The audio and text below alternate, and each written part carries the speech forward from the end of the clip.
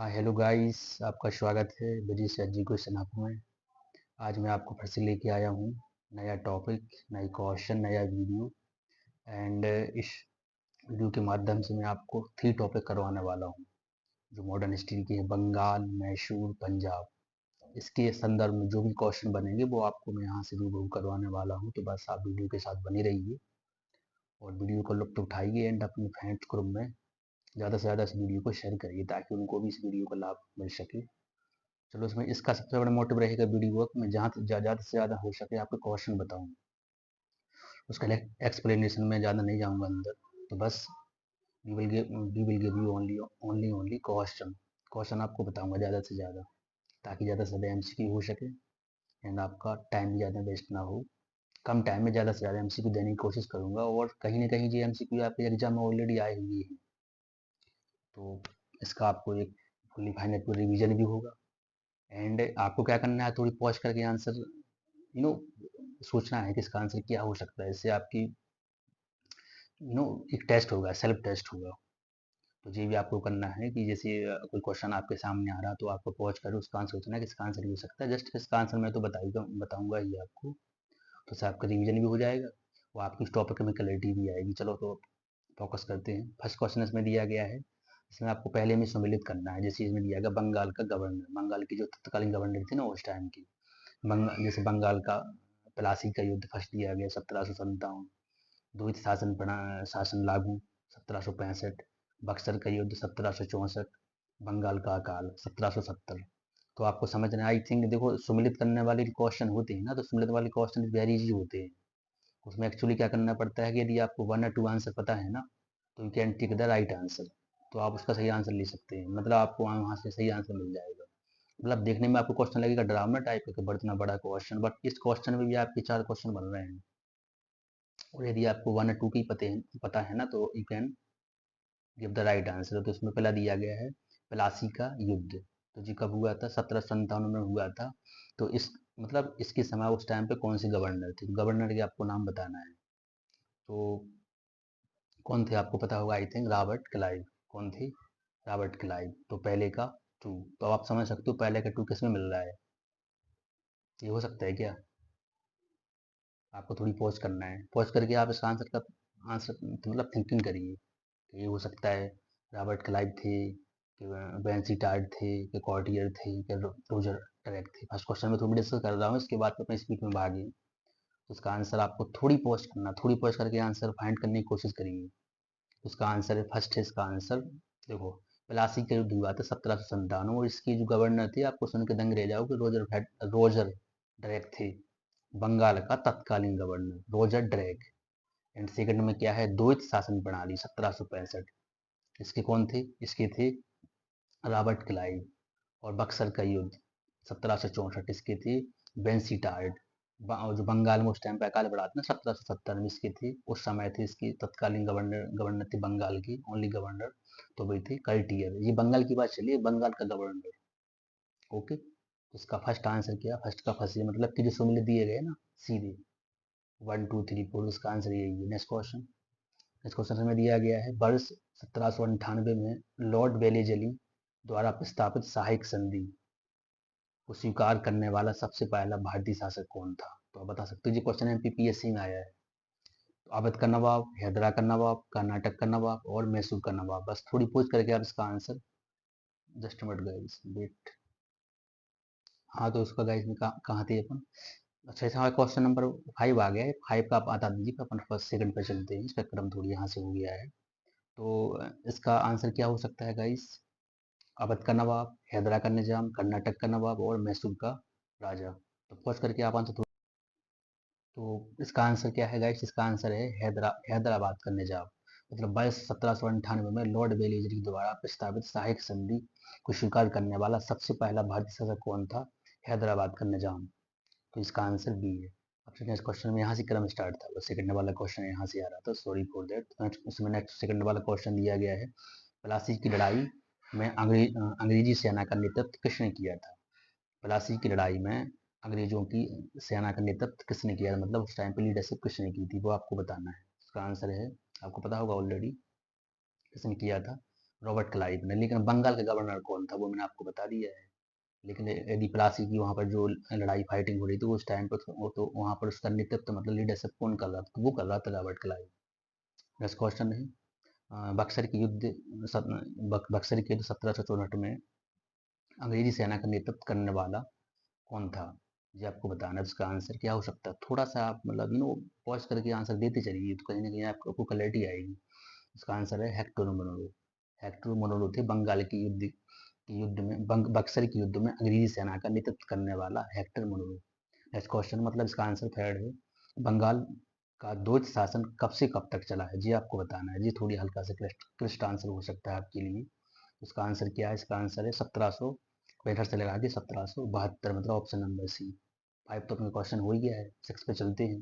भारत का प्रथम governor general व वायसराय कौन था? भारत का प्रथम गवर्नर जनरल व वायसराय कौन था? Lord Hastings, Lord Canning, Lord Minto and the Lord Curzon. इसमें से आपको बताना है क्या आंसर इसका हो सकता है। तो इसका आंसर है गाइस ऑप्शन नंबर बी। आपको पता है लॉर्ड कैनिंग जब जो ईस्ट इंडिया कंपनी थी ना उसने को सीधा शासन ले लिया था, वहाँ के कंपनी को, वहाँ के जो सब सिस्टम जमा रहा था उसको हटा के बोला कि नहीं यहाँ का शासन देखो मैं ही करूँ, मतलब हम लोग करेंगे। मतलब कहाँ से? ईस्ट इंडिया कंपनी का शासन सीधे महारानी संभालेगी अब 1898 में। तो उस टाइम पे जो पहले गवर्नर आए थे मतलब पहली वायसराय आए थे, सबसे पहली वायसराय, क्योंकि जो गवर्नर का पद था वो खत्म कर दिया था भारत का गवर्नर, और वायसराय का न्यू पद आ गया था, न्यू पोस्ट आ गई थी। तो उसके पहले कौन थे? वो थे लॉर्ड कैनिंग। ऑप्शन नंबर इसका बी है। आपको ज़्यादा डिटेल में नहीं चल रहा है, स्पीड में चलते हैं। तीसरे आंग्ल मैसूर युद्ध को रोकने के लिए टीपू सुल्तान ने अंग्रेजों के साथ कौन सी संधि की थी?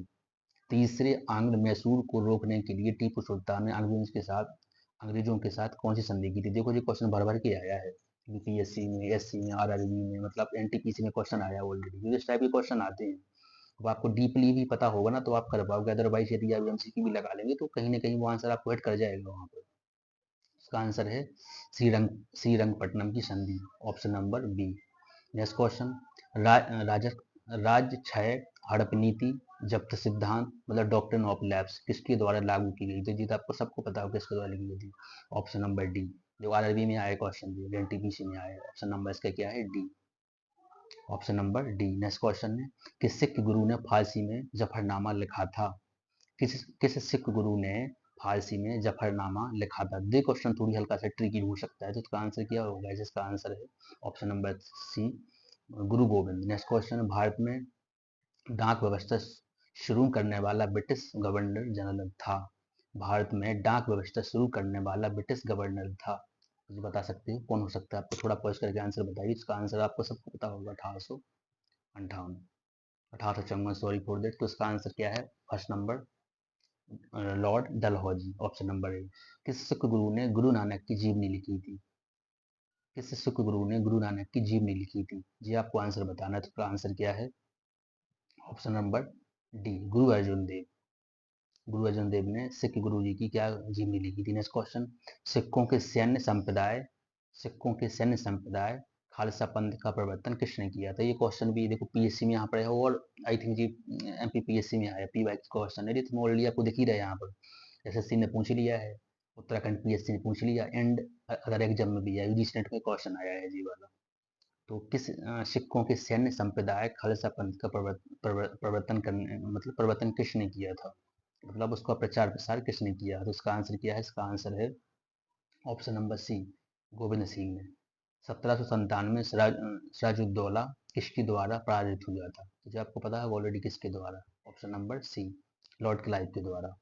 नेक्स्ट क्वेश्चन निम्नलिखित में से किस किस ने लॉर्ड बेलीजली के साथ सहायक संधि पर हस्ताक्षर किए? तो गाइस थोड़ा सा पॉज करके आप ये क्वेश्चन एनटीपीसी में है, आप समझ सकते हो कि एनटीपीसी का स्तर क्या है। देखो एनटीपीसी ने क्वेश्चन कथन निष्कर्ष में पूछ लिया है, आरआरबी ने ये क्वेश्चन किस में पूछा है? कथन निष्कर्ष में पूछा। अब यदि आपको इसकी डीपली कहानी पता होगी ना तभी आप इसका आंसर लगा पाएंगे, अदरवाइज तो फिर आपको ऐसे एमसीक्यू देखने पड़ेंगे, बार बार उसका रिवीजन करना पड़ेगा, तभी आप आंसर हिट कर पाएंगे राइट वाला।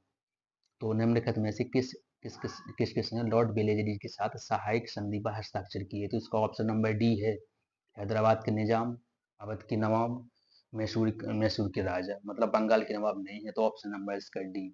नेक्स्ट क्वेश्चन है निम्नलिखित में से सिख गुरुओं का सही कालक्रम बताइए। जो सिख गुरु थे उनका सही कालक्रम क्या है वो आपको बताना है। तो इसका ऑप्शन नंबर है डी, अमरदास, रामदास, अर्जुन देव और तेग बहादुर। देखो ने जी क्वेश्चन बीच में से पूछ लिया है। अब जी क्वेश्चन वो आरआरबी में पूछा है, समझ सकते हैं क्वेश्चन तो यूपीएससी लेवल का है, लेकिन उन्होंने किस में डाल दिया है, क्वेश्चन डाल दिया है आरआरबी, मतलब कि एनटीपीसी में क्वेश्चन डाल दिया। आप समझ सकते हो कि क्वेश्चन कहाँ से कौन उठा के दे रहे हैं। क्वेश्चन मतलब यदि पेपर को डीपली बनाना पड़ेगा ना, डिफिकल्ट पेपर को बनाना पड़ेगा, तो आपको भी UPSC, UGC net and other state PSC के क्वेश्चन उठा के आपको देंगे, तो समझो कि आप फंसने वाले हैं यदि आपको उस चीज़ का डीपली ज्ञान नहीं हो, उसके बारे में स्टोरी पता नहीं है। तो इसका आंसर क्या है, ये मैंने आपको ऑलरेडी बता दिया, इसका आंसर है डी, सुगोलों की संधि किन के बीच हुई थी। सुगोलों की संधि जो 1816 में हुई थी, किन के बीच में हुई थी। इसका आंसर है ईस्ट इंडिया कंपनी और नेपाल के बीच। ऑप्शन नंबर ए है इसका। सुल्तान टीपू सुल्तान की मृत्यु 1799 में कहाँ हुई थी, जो आपको बताना, मैसूर में, कुर्ग में, श्रीरंगपट्टनम में और बांडीवास में। इसका तो आंसर आपको पता होगा यदि आपने थोड़ा भी पढ़ा होगा। ऑप्शन नंबर सी, श्रीरंगपट्टनम में, श्रीरंगपट्टनम में हुई थी। हड़प नीति के अंतर्गत कौन से भारतीय राज्य कब्जे में किए गए थे। झांसी, नागपुर, त्रावणकोर, झांसी, नागपुर, सतारा, झांसी, सतारा, मैसूर। ऑप्शन नंबर डी में है मैसूर, सतारा और भावनगर। उसका आंसर गाइस क्या हो सकता है बताइए आप। तो इसका आंसर है बी, झांसी, नागपुर व सतारा। नेक्स्ट क्वेश्चन देखो, आरआरबी में क्वेश्चन भर भर के रखिए यहाँ से, आप समझ सकते हो। तो जी जो मैं एनटीपीसी का जो वीडियो बना रहा हूँ, एनटीपीसी के लिए नहीं है, ये सबके लिए है। ऑल एग्जाम के लिए एग्जाम बिल्कुल बेनिफिशियल होने वाला है आपको। नेक्स्ट क्वेश्चन, जस्ट अपन से क्रम हो गए हैं। हाँ यहाँ से करना है आपको, सॉरी फॉर दैट। यहाँ के तो आप क्वेश्चन यहाँ से अपन निपटा ही दिए। Yes, just a minute, sorry for that. हाँ यहाँ से कर दिए अपन। तो ठगी प्रथा के उन्मूलन में, ठगी प्रथा के उन्मूलन से संबंधित गवर्नर जनरल कौन थे, ये आपको बताना है। तो option number Cornwallis, Bentinck, Dalhousie and Ripon. इसमें आंसर क्या हो सकता है, थोड़ा सा आप पॉज करके इसका आंसर बताने की कोशिश करिए। तो उसका आंसर क्या है, इसका आंसर है बेंटिंग। बेंटिंग थे ना, लॉर्ड विलियम बेंटिंग, उन्होंने जो सिस्टम पूरी जमाया थी, ठगी प्रथा को उन्होंने बंद कर दिया था, सती प्रथा पर, मतलब बहुत सारी चीज़ें उन्होंने की थी उस टाइम पर, तो बढ़िया थी, अच्छी बातें थी। बोडयार के संस्थापक कौन थे, मैसूर रियासत, त्रावणकोर और विजयनगर। तो बोडयार के शासक कौन थे, बस इतना ही। उन्होंने क्या करेंगे, आपको कोई शब्दावली दे देंगे, पूछेंगे कि किससे रिलेटेड है, किससे संबंधित है। जैसे इस टाइप के क्वेश्चन एमपी पीएससी को पूछने का काफी शौक है, ये भी इस टाइप के क्वेश्चन पूछते हैं, क्वेश्चन उसमें डाल ही देते हैं वो। इसका आंसर क्या है, मैसूर की रियासत को बोला जाता था बोडयार की शासक। नेक्स्ट 21, टीपू सुल्तान की राजधानी थी श्रीरंगपट्टनम, मैसूर, बंगाल और भाग्यनगर। टीपू सुल्तान की जो राजधानी थी वो कौन सी थी, वो आपको बताना है यहाँ पर। इसकी राजधानी थी Srirangapatnam, Srirangapatnam. Next question 22, Clive को बंगाल का गवर्नर बनाया गया था 1756 में, 1797 में, 1798 में, 1759 में। मतलब क्लाइव था ना, रॉबर्ट क्लाइव, जो बिल्कुल जी समझो कि पूरी ब्रिटिश सरकार की सत्ता को ही उसने पूरा पलट दिया था। तो कौन थे, वरना तो फ्रांसीसी लेके जा ही रहे थे। जब से जी आया तो समझ लो उनके पूरे राज्य में एक अलग से चांद सा जग गया था। तो कौन थे, मतलब कि जे कब बंगाल का गवर्नर बना, वो आपको इसका आंसर टिक करना है। तो इसका आंसर है 1798 में, यहाँ 1758, सॉरी 1758, 58। ऑप्शन नंबर इसका क्या है, ऑप्शन नंबर सी। तब रॉबर्ट क्लाइव को, मतलब क्लाइव को बंगाल के गवर्नर बनाया गया। तब आपको सब लोग लगाएंगे इसके संतान में। सबको पता है, अच्छा पलासी का जो लड़ा उस टाइम पे था जी, तो सब संतान लगाएंगे। लेकिन जी बना कब था गवर्नर, जी गवर्नर बना था अंठावन में, 58 में। तो ये थोड़ी आपको ट्रिकी आंसर है थोड़ा सा, ये देखो आरआरबी में आया है। नेक्स्ट क्वेश्चन, भारत का प्रथम गवर्नर जनरल था Warren Hastings, Cornwallis, William Bentinck and Lord Canning. मतलब भारत का प्रथम गवर्नर जनरल कौन था। तो जो आपको आई थिंक थोड़ा भी इसके बारे में आपने पढ़ा होगा, तो आप इसका आंसर टिक कर जाएंगे। इसका आंसर है विलियम बेंटिंग। क्या है इसका answer, William Bentinck, option number C, मतलब लॉर्ड विलियम बेंटिंग। द्वैत शासन नीति को किसने समाप्त किया था, लॉर्ड माउंटबेटन ने, कर्जन ने, वॉरेन हेस्टिंग ने एंड लॉर्ड रिपन ने। तो द्वैत शासन नीति को किसने खत्म या फिनिश किया था, तो वॉरेन हेस्टिंग ने किया था। कुछ अच्छे अच्छे काम वॉरेन हेस्टिंग ने किए थे। Option number C. अंग्रेजी का सर्वाधिक विरोध किसने किया था, राजपूतों ने, मुगलों ने, सिखों ने और मराठों ने। इसका ऑप्शन नंबर है डी, अंग्रेजों का विरोध किसने किया था, मराठों ने किया था अंग्रेजों का विरोध। प्लासी का युद्ध अत्यधिक ऐतिहासिक महत्व का था क्योंकि इसने भारत में फ्रेंच शक्ति का अंत कर दिया था। इसने बंगाल में ब्रिटिश वर्चस्व के लिए मार्ग प्रशस्त किया और उसके बाद संपूर्ण भारत पर ब्रिटिश नियंत्रण के लिए रास्ता खोल दिया। ऑप्शन नंबर इसका सी है। एडमिरल वाटसन कर्नल क्लाइव के अधीन सारी सेना का सफाया हो गया। और डी है सिराजुद्दौला के खिलाफ सभी विश्वासघाती मारे गए। तो इसका आपको आंसर बताना है कि इसमें सबसे अत्यधिक सबसे कारगर कौन था। तो इसका आंसर क्या हो सकता है guys? Just minute guys, wait थोड़ी लाइट। तो इसका आंसर है गाइस क्या? इसका आंसर है ऑप्शन नंबर बी। इसने बंगाल में ब्रिटिश वर्चस्व के लिए मार्ग प्रशस्त किया और उसके बाद संपूर्ण भारत पर ब्रिटिश नियंत्रण के लिए रास्ता खुल गया। तो इसका आंसर क्या है? Option number B. Next question है 27। ब्रिटिश सरकार ब्रिटिश सरकार भारतीयों को आधुनिक शिक्षा देना चाहती थी। इसमें उनका उद्देश्य क्या था? मतलब आपको उनका पर्पस बताना है कि उन्हें आधुनिक शिक्षा तो देना चाहती, उनका उद्देश्य क्या था। तो भारत में अपनी राजनीतिक सत्ता की नींव सुदृढ़ करना, भारत में शिक्षा के स्तर को ऊपर उठाना, भारत में जन साक्षरता का विकास करना, निरक्षर भारतीयों के अंदर व्याप्त आरक्षता को आरक्षता को दूर करना। तो इसका आंसर क्या हो सकता है? इसका आंसर आपको थोड़ा भी अगर पता हो तो आप टिक करने की कोशिश करिए। इसका आंसर है भारत में अपनी राजनीतिक सत्ता की नींव सुदृढ़ करना ही तो था उनका। कहीं की बहुत बड़ी लालची थी, वो अपना मतलब निकाल रहे थे। वो अपना मतलब को जहाँ से निकलेगा वही करेंगे, तभी तो वहाँ पर वो आदमी शिक्षा का प्रसार कर रहे थे, ना कि उनका ये पर्पस नहीं था कि वो इंडियन लोगों को उसके बारे में जागरूक कराएं। नो, उनका तो था कि उनका हक कहाँ, मतलब उनका पर्पस कहाँ पूरा हो रहा है। तो इसको ऑप्शन नंबर ए है। प्रशासनिक अव्यवस्था के आधार पर डलहौजी ने किस राज्य को ब्रिटिश साम्राज्य में मिलाया था? अवध, उड़ीसा, बर्मा, संयुक्त प्रांत। तो ये क्वेश्चन थोड़ी डिफिकल्ट यूपीएससी में आया, समझ सकते हो, आईएएस में क्वेश्चन आया है जी, इस टाइप का क्वेश्चन। तो यदि पेपर को डिफिकल्ट बनाना पड़ेगा तो ये क्वेश्चन उठा के यहाँ रख देंगे आपके एग्जाम में। आरआरबी भी आया और सुन लो अब 2004 में। तो इसका आंसर है क्या? अवध। यस। आदि ग्रंथ किसने संकलित किए थे? गुरु नानक ने, गुरु रामदास ने, गुरु अर्जुन ने, गुरु गोविंद सिंह ने। तो इसका आंसर है गाइस ऑप्शन नंबर सी, गुरु अर्जुन ने। भारत में आधुनिक शिक्षा प्रणाली की नींव किसने भारत में आधुनिक शिक्षा प्रणाली की नींव किससे पड़ी है? 1813 की चार्टर अधिनियम से, 1835 की मैकाले के मिनट से, ठीक है, और 1882 के हंटर आयोग से, 1854 के वुड स्पेस से। तो इसका आंसर क्या हो सकता है? इसका आंसर है गाइस ऑप्शन नंबर बी, 1835 की मैकाले का जो एक्ट आया था, जो सिस्टम उसने सुधार किए थे ना, उससे थोड़ी आधुनिक शिक्षा प्रणाली की नींव पड़ी थी, मतलब स्टार्टिंग वहां से हुई थी। नेक्स्ट क्वेश्चन है निम्नलिखित का सही कालक्रम क्या होगा? तो रॉबर्ट क्लाइव, बेंसीटाट, बार्नी हेस्टिंग और कार्टियर, इसमें से आपको बताना है इसका क्रम क्या हो सकता है। आंसर है जी ऑप्शन नंबर 31। इसका आंसर भी यही है, मतलब क्रम से सही है। पहले रॉबर्ट क्लाइव थी, फिर बेंसीटाट थी, फिर बार्नी हेस्टिंग थी, तो फिर कार्टियर थी। तो option number B. Next question, Bharat में ईस्ट इंडियन कंपनी की सफलता का राज क्या था? भारत में राष्ट्रीय भावना की कमी, कंपनी की सेना को पश्चिम प्रशिक्षण मिला था तथा उसके पास आधुनिक हथियार थे, भारतीय सैनिकों में राष्ट्रीय भावना का अभाव था। तो इसका आंसर क्या हो सकता है? आपको इसका आंसर पता ही लग गया होगा। इसका ऑप्शन नंबर तीनों सही है। Next question, just minute guys, अब यहाँ से करना आपको। इसका क्रम यहाँ से स्टार्ट होगा 33। भारत में निम्न वायसराव में से किसके काल में Indian penal code, civil procedure code और क्रिमिनल प्रोसीजर कोड पारित किया गया था? ऑप्शन नंबर लॉर्ड में फर्स्ट है, सेकंड है लॉर्ड डलहौजी, लॉर्ड कैनिंग और लॉर्ड डफरिन। इसका आंसर आई थिंक आपको पता होगा, यदि आपने थोड़ी बहुत भी हिस्ट्री रीडिंग की तो इसका आंसर है डाकमक सिस्टम, ये सब मतलब इंडियन पेनल कोड वगैरह, सिविल प्रोसीजर कोड, ये सब इनकी कैनिंग के समय हुए थे। Option number C. निम्नलिखित में से ब्रिटिश सरकार का वह गवर्नर जनरल कौन था जिसने भारत में डाक टिकट शुरू किया था? तो इसका भी वही है, कौन? Dalhousie. Option number A. Next question इसमें दिया गया है, सती प्रथा का अंत करने तथा ठगी को समाप्त करने का श्रेय किसको दिया जाता है? इसका मैंने ऑलरेडी आपको क्वेश्चन बता दिया, क्वेश्चन एनडीए में आया है, आप समझ सकते हो। तो इसका आंसर है option number B, Lord William Bentinck. Next question है, निम्नलिखित में से अवध के स्वायत्त राज्य का संस्थापक कौन थे?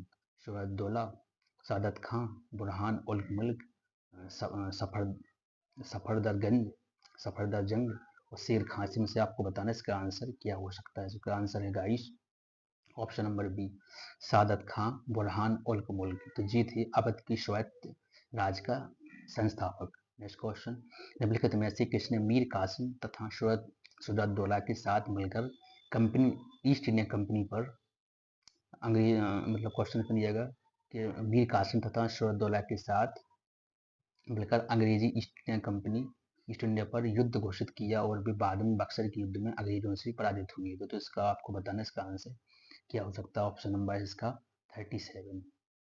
तो शाह आलम द्वितीय तो उस टाइम पे आपको पता है जब बक्सर का युद्ध सिस्टम जम रहा था तो उस टाइम पे मतलब कि कौन थे, तो यही थे शाह आलम द्वितीय।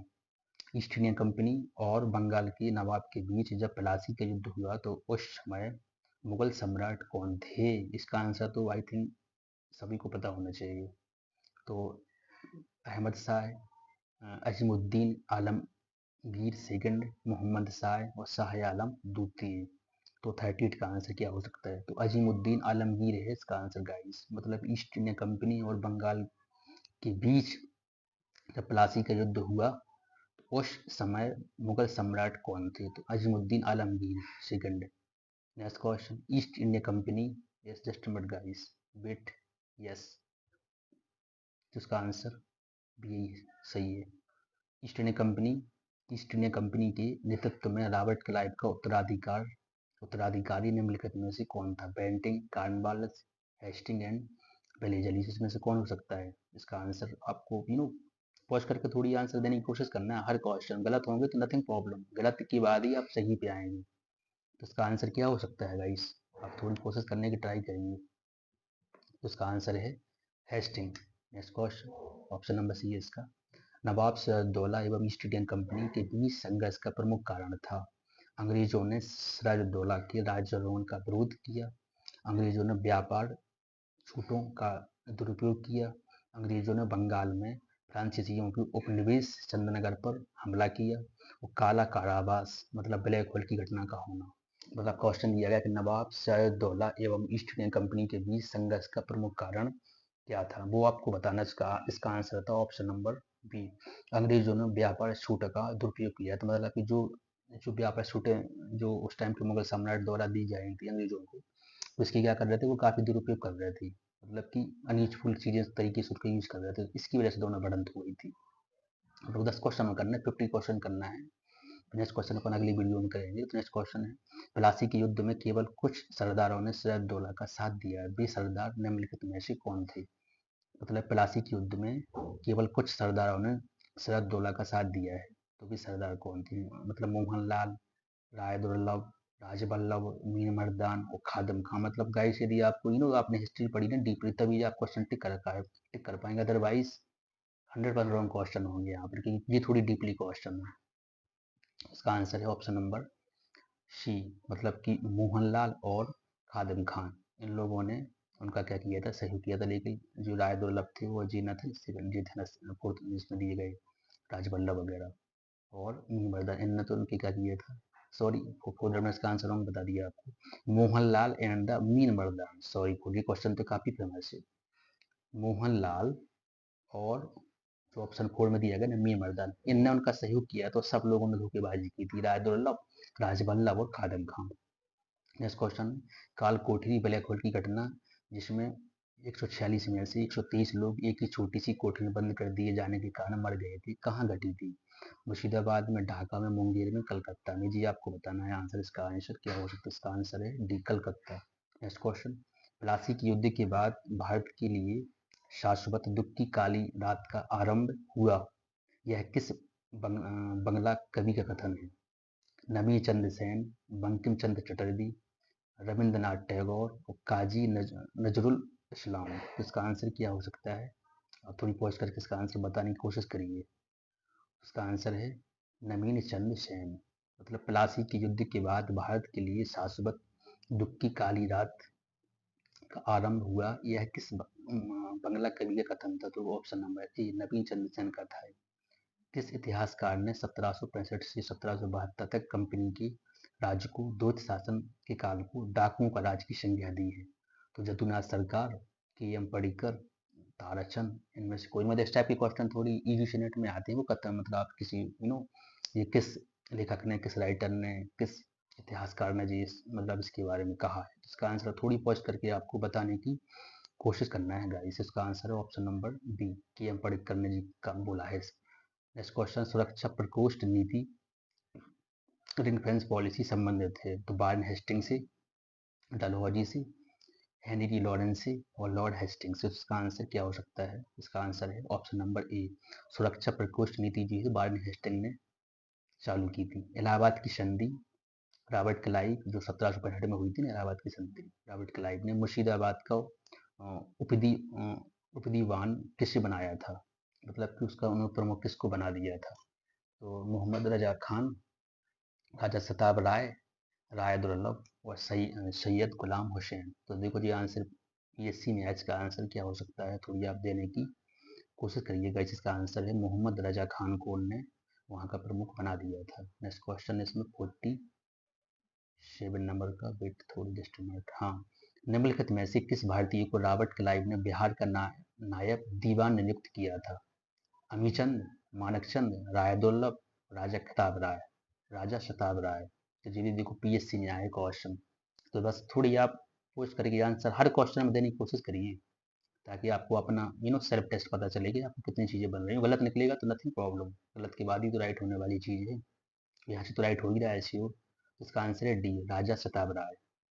नेक्स्ट क्वेश्चन है, रणजीत सिंह ने सुप्रसिद्ध कोहिनूर हीरा प्राप्त किया था शाह शुजा से, जमा शाह से, दोस्त मोहम्मद से और सिर अली से। तो इसको आपको आंसर बताना, इसका आंसर क्या होगा? इसका आंसर है शाह शुजा से। ब्रिटिश जनरल जिसने हैदर अली को पोर्टोनोवा के युद्ध में हराया, Captain Popham, sorry, Captain Popham, Sir Eyre Coote, Sir Hector Munro और जनरल गोडार्ड। तो इसका आंसर क्या हो सकता है वो आपको बताना है। थोड़ी पॉज करके इसकी भी कोशिश करिए आप देने की। इसका आंसर है सर आयरकूट। नेक्स्ट क्वेश्चन है ऑप्शन, मतलब 49 क्वेश्चन का आंसर ऑप्शन नंबर बी है guys, sir Eyre Coote. Next question है, ऊपर सब ये क्वेश्चन कहीं ना कहीं पीएससी में आए हुए हैं, तो ये कितने जी क्वेश्चन कितने इंपॉर्टेंट होने वाले हैं आपके लिए। नेक्स्ट क्वेश्चन है, महाराजा रणजीत सिंह के उत्तराधिकारी थे तो हरि सिंह नलवा, खड़क सिंह, श्री सिंह और नैनीहोल सिंह। तो इसका आंसर आपको बताना, इसका आंसर आप कमेंट बॉक्स में बताइए। ये आपको होमवर्क है, this is the homework for you.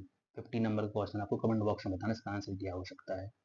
तो गाइस बस ये था वीडियो आज का। 27 मिनट में मैंने आपको 50 क्वेश्चन को समेटने की कोशिश की है, इसलिए आपको ज़्यादा से ज़्यादा उसका एक्सप्लेनेशन नहीं बताया है, उसकी व्याख्या नहीं की, बट आपको ज़्यादा से ज़्यादा एमसीक्यू मिल सके इस पर्पज से वीडियो आपके लिए बनाया। तो बस आप वीडियो को जितना ज़्यादा हो सके 2 से 3 बार क्या करिए, रिपीटेड इसको रिविजन करिए, ताकि ये इंपॉर्टेंट क्वेश्चन आपके जहन में बिल्कुल बैठ जाए एंड एवरी एग्जाम में आपको कहीं ना कहीं ये सिमिलरिटी रूप से यूज हो।